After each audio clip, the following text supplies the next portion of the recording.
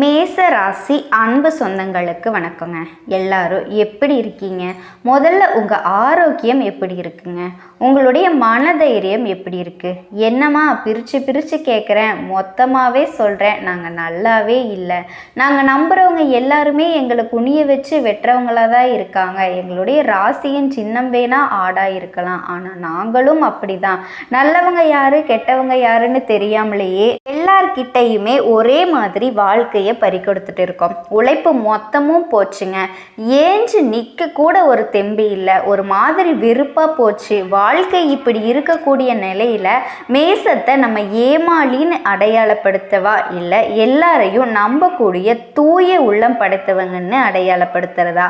ஆனால் மேசத்துடைய குணாதிசயம் என்ன தெரியுமாங்க? மூக்குக்கு மேலே கோவம் வரும், ஆனால் அன்புக்கு அடங்கி போவாங்க. இவங்களை எதிர்த்தா யாராலையும் வெற்றி கொள்ள முடியாது. ஆனால் எதிரிகள் கூட பாசத்தை காட்டி பகைமை பாராட்டிட்டாங்கன்னா இவங்களை தூக்கி நீங்கள் சாப்பிட்றலாம். இவங்க தான் ரிஸ்க் எடுக்கிறது, எல்லாமே ரஸ்க் சாப்பிட்ற மாதிரி செயல்படுத்தக்கூடியவங்க. இந்த மேசராசிக்காரங்க எந்த ஒரு விஷயத்தையுமே துணிச்சலோடு செய்யக்கூடியவங்க, பயம் இல்லாமல் செய்யக்கூடியவங்க.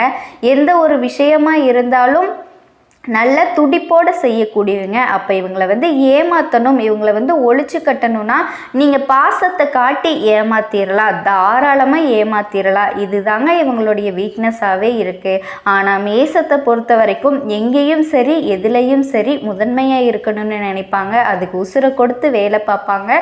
துணிச்சல் நிறைந்தவங்க. எந்த ஒரு முடிவுமே வேகமாக எடுத்து செயல்படக்கூடியவங்க. அதே சமயம் தெளிவான முடிவெடுக்க முடியாது.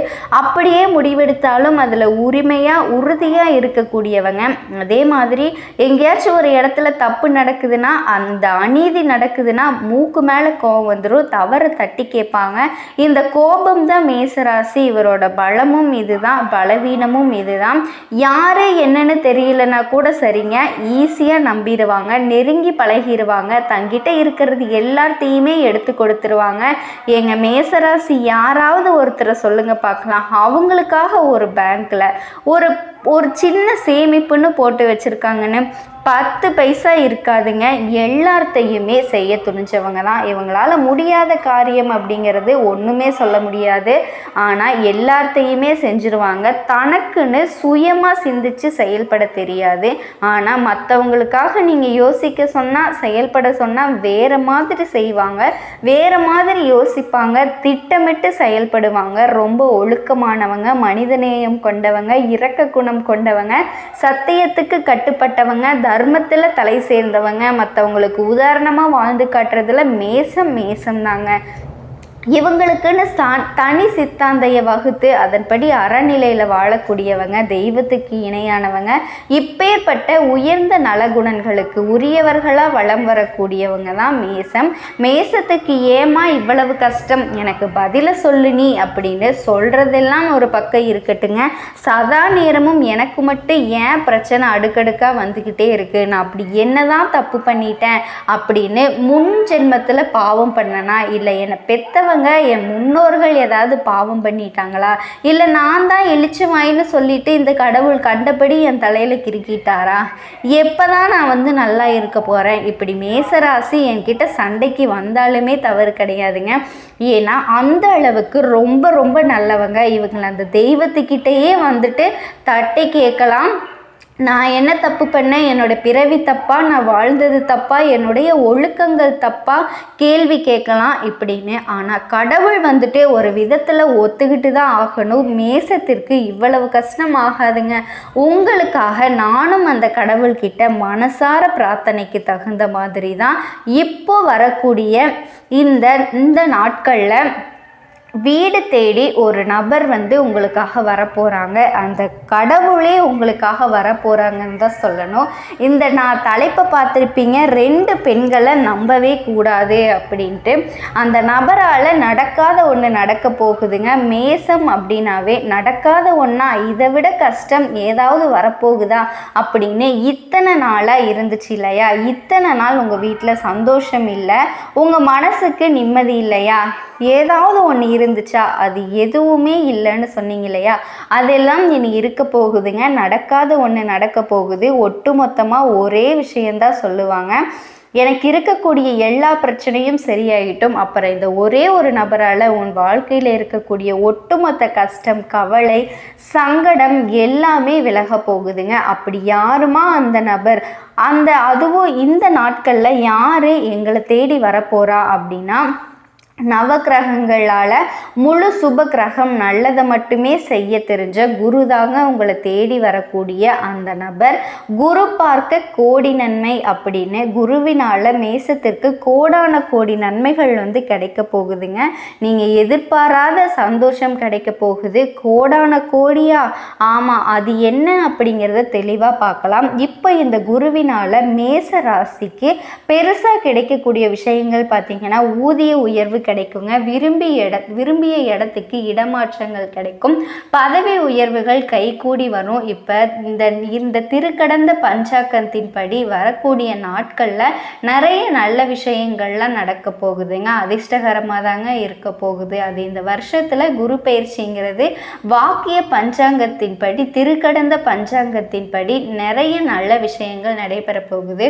குரு பகவானை பொறுத்த வரைக்கும் என்ன பண்ணுறாருன்னா, ரிஷப ராசியிலிருந்து விலகி மிதுன ராசிக்கு போறாரு. மிதுனம் அப்படிங்கிறது குரு பகவானினுடைய நட்பு கிரகமான புதன் பகவானினுடைய வீடு. குருவால அதிர்ஷ்டமோ அவர் போகக்கூடிய இடம்ங்கிறது புத்தி. ஸோ இதனால இவர் எப்பேற்பட்ட பிரச்சனைக்குமே ஈஸியாக தீர்வு காண முடியும். அப்போ இந்த ஸ்தானம்ங்கிறது பலமான வீடு தாங்க.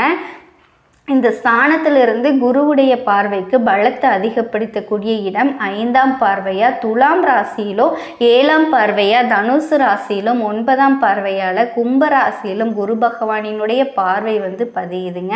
நீங்கள் செய்யக்கூடிய தொழிலில் சீரான வளர்ச்சி ஏற்படும். புதிய முயற்சிகளால் அவசரம் கூடாது. இதுவுமே நீங்கள் குறித்து வச்சுக்கிட்ட இடம்தான். இது தொழில் செய்கிறவங்க பண்ணக்கூடாதா அப்படின்னா அதெல்லாம் கிடையாதுங்க. 6 வயசுலேருந்து 60 வயசு வரைக்கும் மேசராசி ஒவ்வொரு நட்சத்திரமே அவசரப்படக்கூடாது. பொருளை அட்டி வாங்குறதோ கொடுக்கறதோ இருக்கக்கூடாது. அதே மாதிரி வங்கி கடன்களை முறையாக திருப்பி செலுத்துறது ரொம்ப ரொம்ப முக்கியங்க. அதற்கேற்ற பணவரவு இருக்கு இல்லையா, கடனை முதல்ல அடைச்சிருங்க. அதே மாதிரி அரசியலில் இருக்கவங்களுக்கு திடீர் பதவி பெருமைகள் கிடைக்கும்.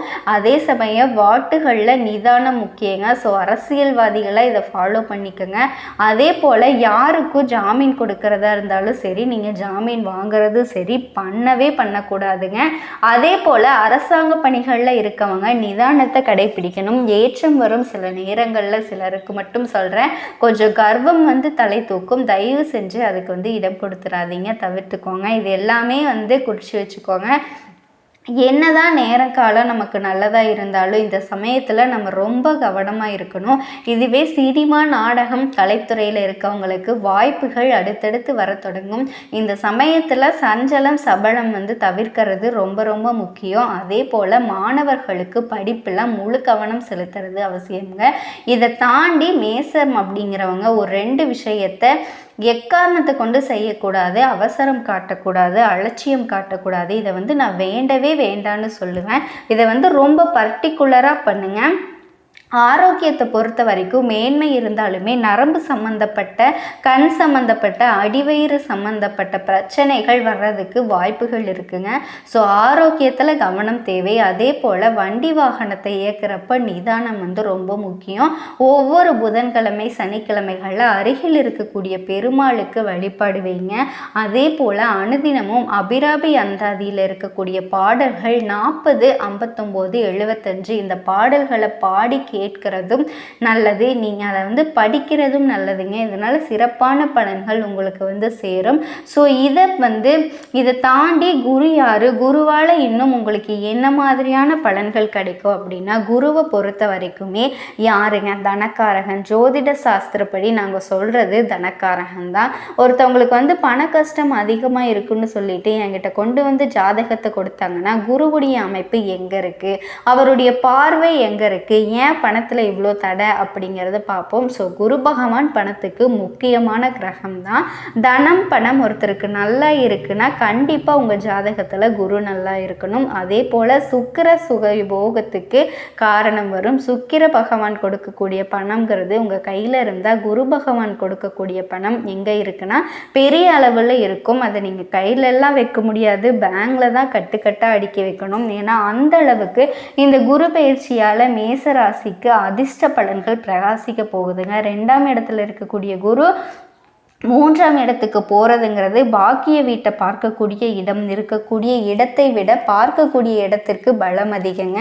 ஸோ மேசராசிக்கு இந்த ராகு கேது பயிற்சினால் நிறைய நல்ல விஷயங்கள்லாம் நடக்க போகுது.